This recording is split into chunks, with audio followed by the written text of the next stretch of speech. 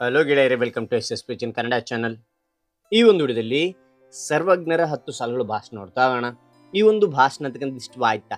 ಇಷ್ಟವಾದ್ರೆ ಒಂದು ಲೈಕ್, ನೀವು ಒಂದು ಲೈಕ್ ಅನೇಕ ವಿಡಿಯೋ ತಿಳಿದು ಪ್ರೋತ್ಸಾಹ ಮತ್ತು ತುಂಬ ಸಿಗುತ್ತೆ. ಇನ್ನೊಬ್ಬರಿಗೂ ಶೇರ್ ಮಾಡಿ ನೀವು ಸಾಧ್ಯ.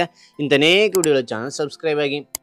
ಹಾಗೆಯೇ ಯಾವ ರೀತಿಯ ಭಾಷಣ ಮಾಡೋಕೆ ನಾನು ತಿಳಿಸ್ತಾ ಹೋಗ್ತೇನೆ. ಹಾಗೆ ಒಂದು ಮಾಹಿತಿ ಅಂತಕ್ಕಂಥದ್ದು, ಒಂದು ಭಾಷಣ ಅಂತಕ್ಕಂಥ ಇಷ್ಟವಾಯ್ತಾ? ಇಷ್ಟವಾದ್ರೆ ಒಂದು ಲೈಕ್, ನೀವು ಒಂದು ಲೈಕ್ ಅನೇಕ ವಿಡಿಯೋ ತಿಳಿದು ಪ್ರೋತ್ಸಾಹ ಮತ್ತು ತುಂಬ ಸಿಗುತ್ತೆ. ಇನ್ನೊಬ್ಬರಿಗೂ ಶೇರ್ ಮಾಡಿ ನೀವು ಸಾಧ್ಯ. ಇಂಥ ಅನೇಕ ವಿಡಿಯೋಗಳ ಚಾನಲ್ ಸಬ್ಸ್ಕ್ರೈಬ್ ಆಗಿ. ಹಾಗೆ ನೀವು ಯಾವ ರೀತಿಯ ಪ್ರಬಂಧ, ಯಾವ ರೀತಿಯ ಭಾಷಣ ಬೇಕಂತೇಳಿ ಕಾಮೆಂಟ್ ಮಾಡಿ. ಹಾಗೆ ಒಂದು ಭಾಷಣ ಯಾವ ರೀತಿ ಮಾಡೋದು ತಿಳಿಸ್ತಾ ಹೋಗ್ತಾನೆ, ಬನ್ನಿ. ಈ ಒಂದು ಭಾಷಣ ಮಾಡೋ ಸೂಚನೆ ಏನಂತೀರಾ? ಇಲ್ಲಿ 1ರಿಂದ 10 ಪಾಯಿಂಟ್ ನಾವು ಕಂಡು ಬರ್ತೇವೆ. ನಿಮ್ಮ ಭಾಷಣದಲ್ಲಿ 1ನೇ ಪಾಯಿಂಟ್, 2ನೇ ಪಾಯಿಂಟ್, 3ನೇ ಪಾಯಿಂಟ್ ಅಂತ ಹೇಳ್ತಾ ಹೋಗ್ಬೇಡಿ. 1ರಿಂದ 10 ಪಾಯಿಂಟ್ಗಳನ್ನ ಚೆನ್ನಾಗಿ ಕಲ್ತ್ಕೋರಿ, ಪರ್ಫೆಕ್ಟ್ ಆಗ್ರಿ. ಓಕೆ, ಪರ್ಫೆಕ್ಟ್ ಆದ ನಂತರ ಏನ್ ಮಾಡ್ತೀರಾ ಅಂತಂದ್ರೆ, ಈ ಪಾಯಿಂಟ್ಗಳನ್ನು ಬಿಟ್ಬಿಡಿ, ವಿಷಯವನ್ನು ಮಾತ್ರ ಸ್ಟೆಪ್ ವೈಸ್ ಹೇಳ್ತಾ ಬನ್ನಿ. ಹೇಳುವಾಗ ಹಾವಭಾವದ ಮೂಲಕ ಎಕ್ಸ್ಪ್ರೆಷನ್ ಕೊಡ್ತಾ ಹೇಳ್ತಾ ಹೋಗಿ.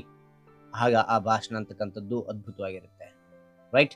ಹಾಗಾದ್ರೆ ಈ ಒಂದು ಭಾಷಣವನ್ನ ಹೇಳ್ತಾ ಹೋಗ್ತೇನೆ, ಬನ್ನಿ. ನಾನು ನಿಮಗೆ ಪಾಯಿಂಟ್ ವೈಸ್ ಹೇಳ್ತಾ ಹೋಗ್ತೇನೆ. ಓಕೆನಾ?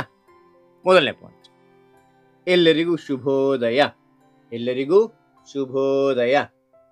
2ನೇ ಪಾಯಿಂಟ್, ನನ್ನ ಹೆಸರು ಶಿವ. ನನ್ನ ಹೆಸರು ಶಿವ. 3ನೇ ಪಾಯಿಂಟ್, ಇಂದು ಸರ್ವಜ್ಞರ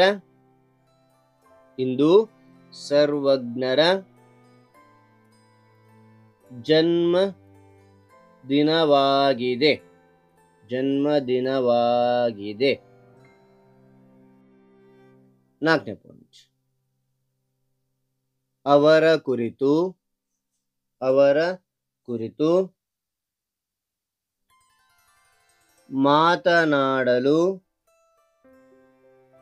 ಮಾತನಾಡಲು ಬಯಸುತ್ತೇನೆ. ಮತ್ತೊಮ್ಮೆ ನೋಡಿ, ಎಲ್ಲರಿಗೂ ಶುಭೋದಯ. ನನ್ನ ಹೆಸರು ಶಿವ.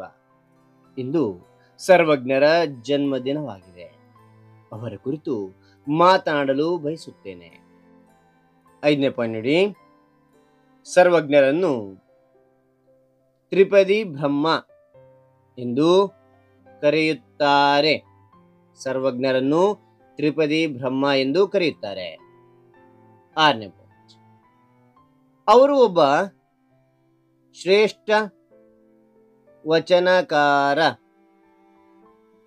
ಅವರು ಒಬ್ಬ ಶ್ರೇಷ್ಠ ವಚನಕಾರ, ದಾರ್ಶನಿಕ ಕವಿ.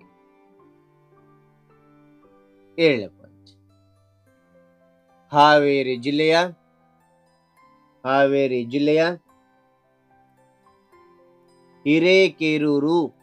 ಹಿರೇಕೇರೂರ ಅಂಬಲೂರು ಅವರ ಜನ್ಮಸ್ಥಳವಾಗಿದೆ. ಮತ್ತೆ ನೋಡಿ, ಹಾವೇರಿ ಜಿಲ್ಲೆಯ ಹಿರೇಕೇರೂರ ಅಂಬಲೂರು ಅವರ ಜನ್ಮಸ್ಥಳವಾಗಿದೆ.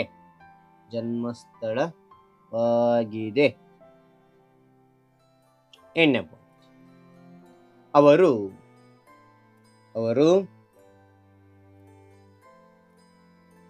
16ನೇ ಶತಮಾನದ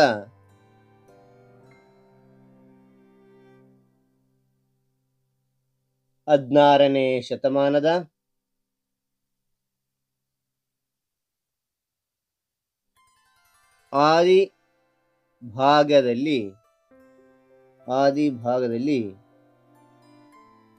ಭಾಗದಲ್ಲಿ ಇದ್ದರೆಂದು ಹೇಳಲಾಗುತ್ತದೆ. ಅವರು 16ನೇ ಶತಮಾನದ ಆದಿ ಭಾಗದಲ್ಲಿ ಇದ್ದರೆಂದು ಹೇಳಲಾಗುತ್ತದೆ.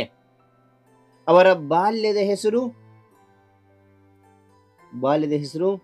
ಪುಷ್ಪದತ್ತ. ಅದ ನಂತರ ನೋಡಿ, 9ನೇ ಪಾಯಿಂಟ್, ಆಡು ಮುಟ್ಟದ ಸೊಪ್ಪಿಲ್ಲ.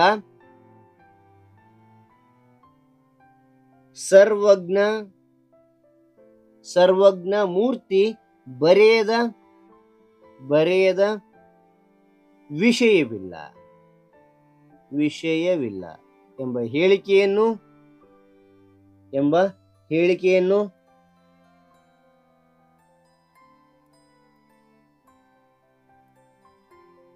ಇತಿಹಾಸದಲ್ಲಿ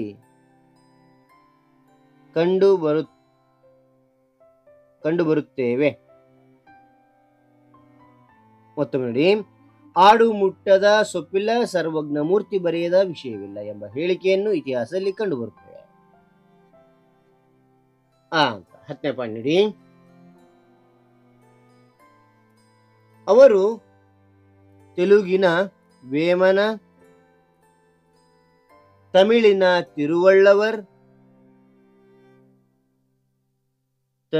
ತಿರುವಳ್ಳವರ್ ಸಮಕಾಲೀನರಾದ ಅವರು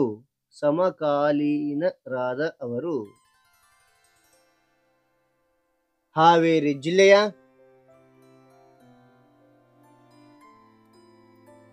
ಮಾಸೂರುನಲ್ಲಿ ನಿಧನರಾದರೆಂದು ತಿಳಿಸಿ ನನ್ನ ಈ ಭಾಷಣ ಮುಗಿಸುತ್ತೇನೆ. ಸರ್ವಜ್ಞರಿಗೆ ಜಯವಾಗಲಿ. ಜೈ ಕನ್ನಡ ಮಾತೆ. ಮತ್ತೊಮ್ಮೆ ನೋಡಿ, ಅವರು ತೆಲುಗಿನ ವೇಮನ, ತಮಿಳಿನ ತಿರುವಳ್ಳವರ್ ಸಮಕಾಲೀನರಾದ ಅವರು ಹಾವೇರಿ ಜಿಲ್ಲೆಯ ಮಾಸೂರಿನಲ್ಲಿ ನಿಧನರಾದರೆಂದು ತಿಳಿಸಿ ನನ್ನ ಈ ಭಾಷಣ ಮುಗಿಸುತ್ತೇನೆ. ಸರ್ವಜ್ಞರಿಗೆ ಜಯವಾಗಲಿ. ಜೈ ಕನ್ನಡ ಮಾತೆ. ಜೈ ಕನ್ನಡ ಮಾತೆ. ಹಾಗಾದರೆ ಈ ಒಂದು ಮಾಹಿತಿ ಅಂತ ಇಷ್ಟವಾಯಿತು. ಒಂದು ಲೈಕ್, ಅನೇಕ ವಿಡಿಯೋ ತಿಳಿದು ಪ್ರೋತ್ಸಾಹ ತುಂಬ ಸಿಗುತ್ತೆ. ಇನ್ನೊಬ್ಬರು ಶೇರ್ ಮಾಡಿ ಸಾಧ್ಯ ಅನೇಕ ವಿಡಿಯೋ ಚಾನಲ್ ಸಬ್ಸ್ಕ್ರೈಬ್ ಆಗಿ. Thank you for watching. Bye.